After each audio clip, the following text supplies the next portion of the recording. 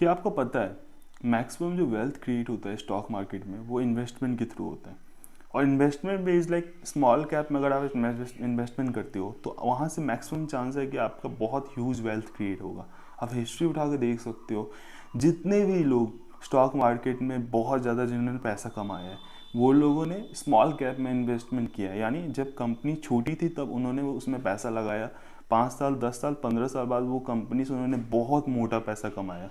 Best example है राकेश झुंझुनवाला जी का, जो हमारे भी सैडली अब नहीं है, बट उनका जो मैक्सिमम वेल्थ क्रिएट हुआ था वो इन्वेस्टमेंट से हुआ था। उन्होंने स्टार्टिंग जर्नी ट्रेडिंग से की थी, बट वेल्थ जनरेशन जो उनका हुआ था वो इन्वेस्टमेंट से हुआ था। वो भी उन्होंने टाइटन में बहुत ज़्यादा पैसा लगाया था, अप्रॉक्स 2001-2 के आसपास, जब टाइटन का वैल्यूएशन उस समय 2-3 रुपये पर ट्रेड करता था। और जब उन्होंने टाइटन में थोड़ा सा स्टॉक एग्जिट किया था तो उस समय टाइटन का एक स्टॉक का प्राइस समथिंग 2300 के आसपास था। आप सोच सकते हो कितना ज़्यादा वहाँ से उनको रिटर्न मिला। और मैं आपको एग्जांपल के लिए और एक बताना चाहता हूँ कि 2010 में अगर आपने जो है अगर टाइटन में 10,000 रुपये लगाया होता तो अभी 2023 में वो 10,000 रुपये आपका 39 लैक्स अप्रॉक्स 40 लैक्स के आसपास कन्वर्ट हो चुका होता। तो ये ताकत होता है इन्वेस्टमेंट में। लेकिन क्या आपको पता है कि इन्वेस्टमेंट अगर आप स्मॉल कैप में करना चाहते हो तो इसमें जितनी भी आपको मतलब ये अच्छी अच्छी बातें जो मैंने आपको बताई, मतलब जो सुन के आपको मज़ा आ गया होगी यार स्मॉल कैप में इन्वेस्टमेंट करनी चाहिए, वहाँ पर रिस्क भी बहुत ज़्यादा है। टोटल स्टॉक मार्केट में 5,000 कंपनियाँ हैं एंड 5,000 कंपनियों में जो है आने वाले टाइम में मुश्किल से 150-200 कंपनियाँ ही ऐसी होंगी जो बहुत तेज़ी से आपको रिटर्न निकाल के देगी। बाकी जो है आप बोल सकते हो कि 4,800 कंपनियाँ या तो वैसे की वैसी ही रह जाएंगी या उसमें मैक्सिमम कंपनियाँ डूब जाएंगी। और स्मॉल कैप अगर बात करूँ, अगर मैं 1,000 स्मॉल कैप कंपनीज की बात करता हूँ तो हो सकता है 30 से 40 कंपनी अच्छा रिटर्न निकाल के दे। बाकी 9,060 कंपनियाँ जो है वो है मतलब 960 कंपनियाँ या तो डूब जाएंगी मैक्सिमम, या तो डूब जाएंगी या फिर वो वहीं के वहीं अटक जाएंगी। तो वहाँ पर रिस्क भी बहुत ज़्यादा है। तो इस वीडियो में आपको बताने जा रहा हूँ कि ऐसे क्या पॉइंट्स है जो आपको कंसिडर करनी चाहिए, क्या ऐसे आपको रेड फ्लैग्स हैं जो देखने चाहिए और स्मॉल कैप कंपनियों में इन्वेस्टमेंट से पहले। तो पहला चीज़ तो मैं ये बताना चाहता हूँ कि जैसे मैंने आपको बताया कि क्या क्या रिस्क है स्मॉल कैप कंपनियों में और क्या क्या प्रॉफिट है, पहले इस बारे में हम लोग बात करते हैं। पहले हम लोग रिवॉर्ड्स की बात करते हैं कि अगर स्मॉल कैप कंपनीज में पैसा लगाते हो तो आपको क्या क्या यहाँ से रिवॉर्ड्स मिल सकता है। पहला, हायर ग्रोथ रेट। देखिए स्मॉल कैप कंपनियाँ जो होती हैं वो छोटी होती हैं, ये अभी लार्ज कैप नहीं बनी होती है। तो यहाँ अगर आप पैसा लगाते हो तो आने वाले टाइम में जब ये लार्ज कैप बनेगी तो पैसा बहुत ज़्यादा तेज़ी से यहाँ पर मल्टीप्लाई हो जाएगा, यानी ग्रोथ इसमें बहुत ज़्यादा होता है। दूसरी बात, ईजियर टू अंडरस्टैंड, यानी इन कंपनियों को जो है आप बोल सकते हो एनालाइज करना आसान होता है एज़ कम्पेयर टू बड़ी कंपनियाँ। फॉर एग्जांपल के लिए मैं अगर HDFC की बैंक की बात करूँ, रिलायंस की बात करूँ, एग्जांपल के लिए मैं रिलायंस को लेता हूँ। अगर आप रिलायंस में पैसा लगाते हो तो रिलायंस के बहुत सारी सब्सिडीज कंपनी है, यानी रिलायंस के अंदर रिलायंस फुटवेयर भी है, रिलायंस रिटेल भी है, जियो भी है, रिलायंस ऑयल भी है। लेकिन ओवरऑल रिलायंस जो है ये सारी कंपनियों को एक्वायर करता है, लेकिन लिस्टेड रिलायंस ही है, बट इसके अंदर सारी कंपनी, यानी जियो को कल को अगर लॉस होता है तो उसका आपको असर रिलायंस के स्टॉक में ज़रूर दिखेगा। तो रिलायंस में जब आप पैसा लगाते हो ना तो आपको ये सारी कंपनियों के एक तरीके से देखना पड़ेगा कि कहाँ से कितना प्रॉफिट आ रहा है, कितना मार्केट में किसका कितना बोलबाला है, कितना कैप्चर करके रखा है। तो ये सारी चीज़ें आपको रिलायंस में देखनी पड़ेगी। बट स्मॉल कैप जनरली जो कंपनीज होती है ना उसमें इतना ज़्यादा डाइवर्सिफिकेशन नहीं होता है, जिस कारण से आप बहुत ईजिली उसको एनालाइज कर सकते हो कि ये जिसका मतलब मैक्सिमम जो कस्टमर है वो किस रेंज का है, कहाँ से कस्टमर आ रहा है, ग्लोबलाइजेशन अगर हुआ है तो वहाँ पर कौन से इज़ लाइक कंपनीज या कौन सा ऐसे कहाँ से इनका रॉ मटेरियल वगैरह सब मतलब आ रहा है एंड कहाँ पर इनका सप्लाई चेन बना हुआ है। तो ये थोड़ा ईजी होता है as compare to large cap कंपनियाँ। और लास्टली अल्टरनेटिव होता है, आप जैसे आपने वेंचर कैपिटलिस्ट का नाम सुना होगा या एंजल इन्वेस्टर्स का नाम सुना होगा, शार्क टैंक आप देखते हो। तो वहाँ पर क्या होता है कि जब कंपनी नए नए होती है तो वहाँ पर लोग पैसा लगा देते हैं और जब वो कंपनी बड़ी हो जाती है तो वहाँ पर उनको बहुत अच्छा रिटर्न निकल के आता है। बट वो तो आप स्टॉक मार्केट में कर नहीं सकते क्योंकि स्टॉक मार्केट में तो लिस्टेड कंपनी आ जाती है। बट हाँ, लिस्टेड कंपनीज में जो स्मॉल कैप कंपनी है तो वहाँ पर ये अपॉर्चुनिटी आपको मिलता है, क्योंकि हम लोग रिटेल इन्वेस्टर्स हैं, हम लोग तो वेंचर कैपिटलिस्ट बन नहीं सकते। बट हाँ, हम लोग एक तरीके से वेंचर कैपिटलिस्ट का फर्ज अदा कर सकते हैं अगर हम स्मॉल कैप कंपनीज में पैसा लगाएं, उनके इनिशियल डेज में पैसा लगाएं, तो वहाँ से भी हम लोग वेंचर कैपिटलिस्ट की तरह ही बहुत मोटा रिटर्न कमा सकते हैं। तो ये सब चीज़ें एक फ़ायदा की तरह। अब हम लोग कुछ प्रॉब्लम्स के बारे में, यानी क्या क्या दिक्कतें आ सकती है आपको अगर आप स्मॉल कैप कंपनीज में इन्वेस्टमेंट करते हो। पहली चीज़ तो यह है कि फेलियर रेट यहाँ पर बहुत ज़्यादा है। जैसे मैंने बताया कि अगर मैं 1000 स्मॉल कैप कंपनीज की बात करूँ टोटल स्टॉक मार्केट में एग्जांपल के लिए ले रहा हूँ, तो वहाँ मुश्किल से 20 से 25 या मैक्सिमम 30 कंपनियाँ ही सक्सेसफुल हो पाएंगी। यानी इन फ्यूचर वो 25-30 कंपनियाँ आपको मल्टीबैगर रिटर्न निकाल के देगी, बाकी 980 कंपनियाँ 970 कंपनियाँ जो है वो आपको पैसा या तो डुबा देगी या आपके पैसे को अटका देगी, वहाँ से आपको कुछ खास रिटर्न नहीं मिलेगा। तो ऑब्वियसली फेलियर का भी चांसेस इसमें हायर होता है। दूसरी बात कि ये जो इसका सप्लाई चेन या डिमांड होता है ना, वो पर्टिकुलर कस्टमर या पर्टिकुलर कंपनी पर होता है। यानी आप जब भी कोई स्मॉल कैप कंपनीज को देखोगे ना, तो बहुत ज़्यादा डाइवर्सिफाई नहीं होने की वजह से ये बहुत ज़्यादा आप बोल सकते हो कि इनका सप्लाई चेन ये नहीं होता है। मतलब ये तो या तो मतलब एक कंपनी है, उनका जो प्रोडक्ट है या तो एक कंपनी 80% प्रोडक्ट खरीद रहा है, या फिर एक ही टाइप के लोगों को ये टारगेट कर रहा है, जिसके कारण से फ्यूचर में अगर ये चीज़ें सोचिए उस कंपनी ने मना कर दिया प्रोडक्ट लेने से, तो अचानक से आपको उसमें बहुत तगड़ा वाला उसके इस लाइक बोल सकते हो कि सेल्स में आपको डिक्रीज दिखेगा। तो ये स्मॉल कैप कंपनीज में कुछ प्रॉब्लम्स तो आपको दिखेंगी ही दिखेंगे। और एक दो प्रॉब्लम्स होती है कि जैसे आपको ये जो स्मॉल कैप कंपनीज होती हैं इसके बारे में आपको एडुकेट इन्फॉर्मेशन जल्दी नहीं मिलेगा, क्योंकि जितने भी न्यूज़ चैनल्स होते हैं, न्यूज़पेपर्स होते हैं, वो बड़े बड़े कंपनीज की न्यूज़ को ज़्यादा हाईलाइट करके दिखाते हैं। जैसे फॉर एग्जांपल कल को रिलायंस में छोटा सा भी कुछ दिक्कत होता है ना, तो वो आपको हर जगह दिखेगा, हर न्यूज़पेपर में वो छप जाएगा, न्यूज़ चैनल्स में वो चीज़ दिखने लगेगा। बट वही अगर सोचिए कोई स्मॉल कैप कंपनीज की मैं बात करता हूँ, आयल केमिकल्स की बात करता हूँ या ट्राइडेंट की बात करता हूँ, कोई भी छोटी कंपनी है, तो वहाँ पर वो न्यूज़ में भी आपको ना दिखे। हो सकता है कि जब तक कुछ बड़ा नहीं हो जाए तब तक आपको न्यूज़ चैनल्स में, पेपर्स में आर्टिकल्स उस स्टॉक्स को लेके, उस कंपनीज को लेके आपको नहीं दिखे। तो कहीं ना कहीं आपको ढूंढना पड़ेगा, आपको बार बार इस लाइक ट्रैक करना पड़ेगा कंपनीज को। और सबसे लास्ट लिक्विडिटी का इशू। स्मॉल कैप कंपनी में क्या होता है, वॉल्यूम्स बहुत कम होते हैं स्टॉक्स के, तो आपको लिक्विडिटी का इशू हो सकता है कि कभी उसमें इस लाइक अपर सर्किट लग जाए तो आप स्टॉक खरीद ही नहीं पाओ, और लोअर सर्किट लग जाए तब स्टॉक बेच ही ना पाओ। ये बहुत बड़ा इशू होता है, आप बोल सकते हो कि माइक्रो कैप कंपनीज और स्मॉल कैप कंपनीज में बेसिकली। ये तो कुछ बातें हो गई। अब चलिए हम लोग आगे बढ़ते हैं और जानते हैं कि आप किस तरीके से अगर किसी कंपनी में, मैं कुछ पॉइंट्स बताने जा रहा हूँ, अगर वो आपको दिखता है तो ये कहीं ना कहीं रेड फ्लैग है, यानी इस कंपनी से आप दूर रह सकते हो, स्मॉल कैप कंपनी से।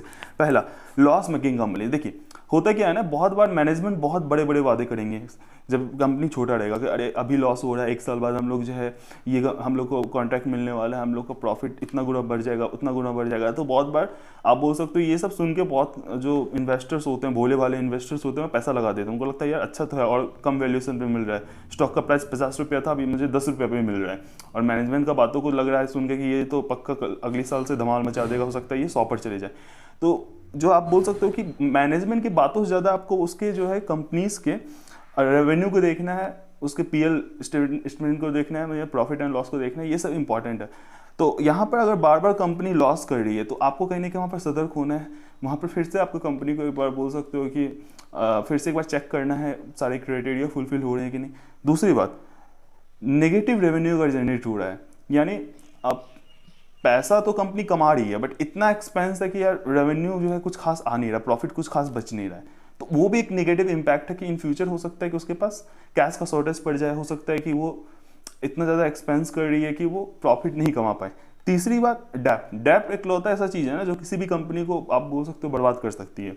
बेस्ट एग्जांपल है मुकेश अंबानी, अनिल अंबानी, दोनों को सेम प्रोपोर्शन में जो है जब लाइक उनका बोल सकते हो कि बंटवारा हुआ था, दोनों को सेम प्रोपोर्शन में वेल्थ मिला था। उस समय दोनों ही लोग लाइक इंडिया के one of the richest man में आते थे। अभी मुकेश अंबानी तो one of the richest man में है, लेकिन अनिल अंबानी का पता है कि दिवाला निकल चुका है, और उसके कंपनी का दिवाला निकलने के पीछे सबसे बड़ा जो रीजन है वो डेप्ट। उन्होंने इतना कर्जा ले लिया कि प्रॉफिट कंपनी कमा नहीं रही थी, कर्जे पर कर्जे वो ले रहे थे। जब बैंक वाले वसूली करने के लिए आए, उन्होंने हाथ खड़ा कर दिया, उन्होंने बोल दिया कि यार मेरे पास तो पैसा नहीं है। तो ये बहुत बार ये कंपनीज के साथ होती है। और अभी देखे जाऊँगा कंपनीज का क्या हाल है, मतलब 2-3 रुपये पर ट्रेड कर रही है, जो कि एक समय में 1200-1300 रुपये पर हाई उनका स्टॉक का था। तो डेप्ट जो है बहुत आप बोल सकते हो क्रूशियल चीज़ है कोई कंपनी के लिए, किस तरीके से वो डेप्ट मैनेज कर रही है, क्या है, ये सब चीज़ें बहुत इंपॉर्टेंट है। और एक और पॉइंट मैं आपको बताना चाहूँगा, नेगेटिव कैश फ्लो। ये भी अगर किसी कंपनी में आपको दिख रहा है तो उस कंपनी से आप दूर हो जाइए, क्योंकि कैश फ्लो जो है बहुत इंपॉर्टेंट दिखाता है। क्योंकि देखिए आपके घर में अगर आप कभी बीमार पड़ते हो तो आप कैश रखते हो ना थोड़ा सा साइड में, या कुछ ऐसा आप बोल सकते हो कि अनसर्टेन थिंग हो गया, ऐसे कंपनीज के लिए भी कैश रखना बहुत इंपॉर्टेंट है कि कल को कुछ दिक्कत आ गया, सप्लाई चेन में कोई प्रॉब्लम आ गया या ऐसा कुछ, तो वो चीज़ें कैश फ्लो अगर सही है तो मैनेज कर पाएंगे, वरना हो सकता है वहाँ पर वो अटक जाए। तो ये बहुत इंपॉर्टेंट है कि ये सब पॉइंट्स को आप कंसिडर करके रखो। और कुछ ऐसे पॉइंट्स भी मैं आपको बता रहा हूँ जो आपको कंसिडर करने चाहिए। अगर उस कंपनीज में ये पॉइंट्स आपको दिख रहा है तो आप वहाँ पर इन्वेस्टमेंट करने का सोच सकते हो। पहला, वो लीडरशिप और गोल पर बहुत फोकस है। देखिए, स्मॉल कैप कंपनीज जो होती हैं ना, वो अगर अपने गोल को बहुत फोकस लेके चल रही है और उसका लीडरशिप सही है, यानी मैनेजमेंट सही है, तो उसको सक्सेस पाने में आप बोल सकते हो कि उसका 80% जो चीज़ है वो गोल और लीडरशिप ही निभाता है। यानी कितना फोकस है चीज़ों को लेके और उसका मैनेजमेंट कितना ज़्यादा उस चीज़ को लेके इज लाइक एक्टिव है। दूसरा, उसका जो है वैल्यू चेन कैसा है, यानी किस तरीके से उसका कस्टमर, उसका फीडबैक है, कितना स्ट्रांग सप्लाई चेन है, वो चीज़ें अगर आपको अच्छी दिख रही है, यानी उसका फीडबैक अच्छा आ रहा है, तो कहीं ना कहीं आपको ये चीज़ें, जैसे बेस्ट एग्जांपल मुझे ट्राइडेंट लगता है। ट्राइडेंट का जो है, मैं जब इसलिए मैं इन्वेस्टमेंट करने का सोच रहा था उसमें, तो उसमें उसमें तेज़ी थी, बट मैंने जब मार्केट में देखा तो उसका रिव्यू भी बहुत अच्छा था। लाइक उसके जो सच में टॉवल्स वगैरह आते हैं या जो भी चीज़ आती है उसका, मैंने आप भी जाके देख सकते हो कि रिव्यू अच्छा मुझे लगा। तो मुझे लगा नहीं है ये जो कंपनी है इसे मुझे कंसिडर करना चाहिए और सही टाइम आने पर इसमें पैसा लगाना चाहिए। तीसरा चीज़ जो है वो है आपका फोकस। फोकस कितना है कंपनी को। बहुत बार क्या होता है कि छोटी कंपनीज कभी किस चीज़ में फोकस करेंगी, कभी किसी चीज़ में फोकस करेंगी, यानी वो हर बार अपने फोकस को चेंज करते रहते हैं। उनको लगता है नहीं नहीं अभी इसमें भी पैसा लगा देते हैं, मतलब होता है अनरियलिस्टिक डाइवर्सिफिकेशन करने की कोशिश करते हैं। अगर ये चीज़ें हैं तो आपको उस कंपनी से दूर रहना चाहिए। यार उनके पास उतना पैसा है नहीं, अगर वो हल्का सा प्रॉफिट कमा रहे हैं, वो पैसा को दूसरी जगह लगा रहे हैं, फटाफट डाइवर्सिफिकेशन कर रहे हैं, तो हो सकता है वो अटक जाए। तीसरी चीज़ जो है आप बोल सकते हो कि ग्लोबलाइजेशन, वो अपने प्रोडक्ट को क्या ग्लोबली भी सेल कर रहे हैं, क्या सेल्स फिगर है कि कौन कौन से देश कंट्रीज़ में उनका सेल्स हो रहा है, वहाँ से क्या प्रॉफिट आ रहा है, ये चीज़ें अगर आप देखते हो तो आप एक सही कंपनी को पकड़ सकते हो। तो ये कहीं ना कहीं एक बहुत आप बोल सकते हो कंसिडर करने वाली है। और चलिए मैं आपको कुछ एग्जांपल्स बताने जा रहा हूँ, रियल एग्जांपल। जो स्मॉल कैप थी वो कंपनियाँ लेकिन लार्ज कैप बन गई कुछ टाइम में। तो पहला हमारा जो मेरा फेवरेट स्टॉक है ये, वो है टाटा एलेक्सी। पता है आपको 2013 में इसका मार्केट कैप 500 करोड़ के आसपास का था। यानी 2013 में अगर आप इसमें इन्वेस्टमेंट किए हो तो इस लाइक, तो आप सोच सकते हो उस टाइम कितना चीप में आपको ये स्टॉक मिलता। और अभी 2023 10 साल बाद की बात करो तो इसका मार्केट अप्रॉक्स 47,000 करोड़ है। यानी भयानक वाला मार्केट कैप में ग्रोथ आया है, प्रॉफिट में ग्रोथ आया है, रेवेन्यू में ग्रोथ आया है। और आप एक बात मैं आपको बताना चाहूँगा स्टॉक के बारे में कि ये अपने R&D यानी रिसर्च एंड डेवलपमेंट जो उस पर बहुत पैसा खर्चा करते हैं। यानी जितने भी इस लाइक आप कार वगैरह में साउंड सिस्टम्स देखते हो, डिजिटल इन्फो देखते हो, ये सब चीज़ें जो देखते हो, ये सारी चीज़ें ये बनाती हैं। तो आप बोल सकते हो कि बहुत हद तक सॉफ्टवेयर्स जो होते हैं कार्स में, जितने भी ये कॉम्प्लेक्स सॉफ्टवेयर्स होते हैं, सारी चीज़ें को ये मैनेज करती है। तो आप बोल सकते हो R&D रिसर्च एंड डेवलपमेंट का बदौलत ये इतना तेज़ी से ग्रो कर पाया कहीं ना कहीं। तो आप सोचिए कि आप अगर ये सब चीज़ें किसी कंपनी में देख रहे हो, रिसर्च एंड डेवलपमेंट अच्छा कर रही है, वहाँ पर पैसा लगा रही है, वहाँ से एक पॉजिटिव रिस्पॉन्स मिल रहा है, तो ये सब चीज़ें आपको कर सकते हैं कि स्टॉक को कंसिडर करने में हेल्प करेगा। दूसरी एग्जांपल में रियल लाइफ बताना चाहूँगा आपको, एस्ट्रल पाइप। ये PVC पाइप्स बेसिकली बनाते हैं और 2013 में इसका जो मार्केट कैप था वो था अप्रॉक्स आपका 1,100 करोड़ के आसपास था। यानी 1,000 करोड़ के आसपास मान के चलो, 1,200 करोड़ के आसपास मान के चलो। और अब भी इसका मार्केट 50,000 करोड़ है। 10 साल में इज़ लाइक इतना टाइम्स ग्रो हो गया, सोचिए 50 टाइम्स ग्रो। तो कहीं ना कहीं आप बोल सकते हो कि ये सब कंपनियां जो हैं ये फोकस थी, ज़्यादा डाइवर्सिफाई इन्होंने नहीं किया अपने इज़ लाइक मतलब ऐसा नहीं कि थोड़ा पैसा आया ये भी कंपनी खरीद लेते हैं, वो भी एक्वायर कर लेते हैं, ये सब चीज़ें नहीं कि एक फोकस रहे, मैनेजमेंट बहुत सही था। तो ये सब कंपनी को आप स्टडी कर सकते हो, देख सकते हो क्या रीजंस था कि ये सब कंपनी इतने छोटे से, मतलब 500 बताइए कि 1,000 करोड़ कंपनी जब 50,000 करोड़ की बन जाती है 10 साल में। तो कहीं ना कहीं आप इन सब कंपनी से सीख सकते हो कि किस तरीके से पैसा मतलब लगाने से पहले आप रिसर्च कर सकते हो अच्छे से। दूसरी बात है, चलिए आप कुछ ऐसे स्टॉक्स को भी जानते हैं जो हीरो से जीरो बन गए। यानी पहले तो माइक्रो कैप थे, फिर लार्ज कैप बने एंड फिर जाके वो बर्बाद हो गए, फिर से वो माइक्रो कैप बन गए। पहला नंबर पर आता है भूषण स्टील्स। ये जो है ना 2004 में इनका मार्केट कैप 290 करोड़ के आसपास का था। 2010 में इसका मार्केट कैप 11,000 करोड़ का हो गया। सोचिए 6 साल में मार्केट कैप 11,000 करोड़ का, इतना ज़्यादा मल्टीप्लाई हो गया। और 2018 में इसका मार्केट कैप 590 करोड़ का हो गया, फिर से वापस 11,000 करोड़ से गिर गया। उसका रीज़न पता है क्या था? ये लोग एग्रेसिव जो है आप बोल सकते हो कि बहुत तेजी से ये लोग एक्सपेंडेशन का सोच रहे थे इसमें भी पैसा लगा दे, उसमें भी पैसा लगा दे। तो जिनके पास पैसा आया ना, तो ये लोग संभाल नहीं पाए पैसे को और हायर डेट मतलब बहुत ज़्यादा कर्ज लेना स्टार्ट कर गया। इनको लगा अरे अभी पैसा ले लेते हैं, कल को दे देंगे। होता है इनके अंदर, मतलब कॉन्फिडेंस आ जाता है। बट ये सोचिए कि यार अभी तुरंत तो वो नया नया बने थे, तो सोचिए डेप्थ के चक्कर में ये भी बर्बाद हो गए। दूसरा एग्जांपल मैं आपको बताता हूँ डिश टीवी का। डिश टीवी का 2013 में मार्केट में था 7,000 करोड़, 2018 में 14,000, डायरेक्ट डबल हो गया, और अभी 23 में उसका मार्केट के समथिंग 2,500 करोड़ के आसपास हो गया, इतना कम हो गया। उसका भी सेम हालत है। मतलब डेप्थ आप देखोगे मैक्सिमम कंपनीज को डूबने के पीछे जो होता है या तो इनसफिशिएंट मैनेजमेंट होता है, दूसरा डेप्थ होता है, कर्जा। वो लोग बेहिसाब कर्जा ले लेते हैं एंड बाद में जाके वही चीज़ उसे रिग्रेट होती है। अब मैं कुछ कॉमन मिस्टेक्स के बारे में बताना चाह रहा हूँ जो ये कंपनीज करती हैं, जो एग्जांपल्स मैंने आपको दिए। पहला तो अनरिलेटेड डाइवर्सिफिकेशन। ये लोग देखते नहीं यार डाइवर्सिफाई किधर करना चाहिए, मतलब कुछ भी डाइवर्सिफाई। सोचिए कल को मतलब एफएमसीजी वाली कंपनी सोच रही है मैं काम करता हूँ ना, मैं मतलब क्या बोलूँ, एफएमसीजी में मैं आटा तेल चावल ये सब बेचता हूँ, मतलब आईटीसी सोचती है चलो एक काम करते हैं सॉफ्टवेयर बनाते हैं, मतलब टीसीएस से कॉम्पिटिट करते हैं, विप्रो से कॉम्पिटिट करते हैं, तो ये अनरियलिस्टिक डाइवर्सिफिकेशन होगा। हाँ, आप उसी के आसपास सोचो, कोल्ड ड्रिंक आप सोच रहे हो बनाने का, कुछ और बनाने का सोच रहे हो एफएमसीजी में, तो वो चीज़ ठीक है। बट अनरियलिस्टिक डाइवर्सिफिकेशन कोई कंपनी अगर करती है तो वहाँ पर आपको अलर्ट हो जाना चाहिए, क्योंकि उसमें उसका आप बोल सकते हो कि पकड़ नहीं होता है, उसके मैनेजमेंट का पकड़ नहीं होता है। तो आप कैसे अचानक से, मतलब सोचिए कि एफएमसीजी कंपनी सोचिए सॉफ्टवेयर बनाने की, तो आप सोच सकते हो कि वहाँ पर वो जो डाइवर्सिफिकेशन, या सीमेंट वाली कंपनी सोची है कि यार हम लोग चलो मतलब एफएमसीजी में आते हैं, तो ये अनरियलिस्टिक डाइवर्सिफिकेशन का एक एग्जांपल है। दूसरा माइंडलेस एक्विजिशन।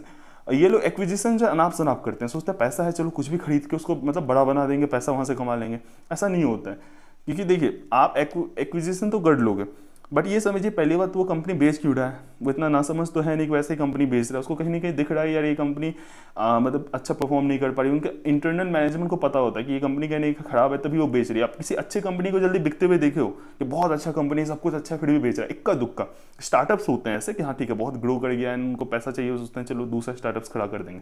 बट जनरली आप पब्लिक कंपनी हो चुकी है, बहुत अच्छा सब कुछ है, फिर भी कंपनी जनरली जब तक कुछ नेगेटिव पॉइंट्स नहीं है कंपनी में, कुछ प्रॉब्लम्स फेस नहीं करे, वो नहीं बिकता है। अगर ट्विटर की एग्जांपल लो, ट्विटर प्रॉफिट नहीं कमा पा रहा था, इस कारण से उन्होंने बेचा। ऐसा नहीं कि ट्विटर मतलब भयानक प्रॉफिट कमा रहा था उसके बाद भी उन्होंने जाके बेच दिया एलोन मस्क, ऐसा नहीं था।